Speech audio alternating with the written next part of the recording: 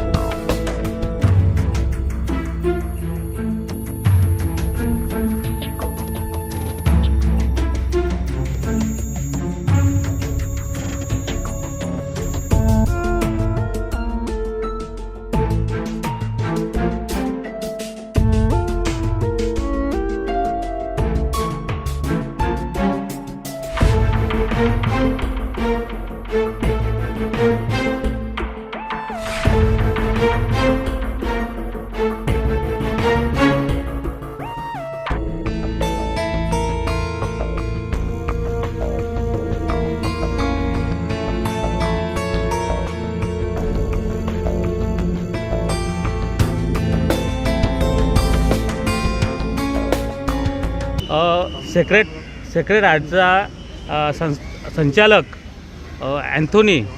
Allwyn Anthony यांनी माझा पुतण्या अनिश दलवी याला आणि अजून 2 विद्यार्थ्यांना त्यांच्या कॅबिनमध्ये बोलवून अनिश दलवी यांना कॅबिनमध्ये बोलवून त्यांना पट्ट्याखाली त्याला मारहाण केली। त्याच्या कानपटीत हाताखाली मारलं आणि त्याला धमकी दिली, शाळेतून हाकलून काढलं की तुला आम्ही रस्टिकेट करतो। त्या गोष्टीचा त्यांनी टेन्शन घेतला आणि त्यांनी आत्महत्या केली। परंतु ही जी घटना आहे ही फार दुर्दैवी आहे आणि हा मृत्यूसाठी प्रवृत्त केल्याची आता त्याच्यावर गुन्हा दाखल आहे। पण हा मृत्यूसाठी गुन्हा नाही, मृत्यूच आहे हा। त्यांनी मृत्यू केला, 302चा गुन्हा त्याच्यावर दाखल झाला पाहिजे ही अशी आम्ही मागणी गृहमंत्रालय आणि मुख्यमंत्र्याला आम्ही सगळ्या पूर्ण मीडियाला सांगतो की शिक्षण अधिकारी यांना सर्वांना देणार आहे आणि आपण मीडियामार्फत सुद्धा याचा प्रचार करावा आणि या आल्विन अँथोनीवर कठोर कारवाई करावा ही मागणी करत आहे। सर्वात केने आमच्या गावातील निंबवली गावातील जो माझा भाऊ आहे अनिल दलवी यांचा मुलगा अनिश दलवी हे सेकंड हायस्कूलमध्ये शिकत होते।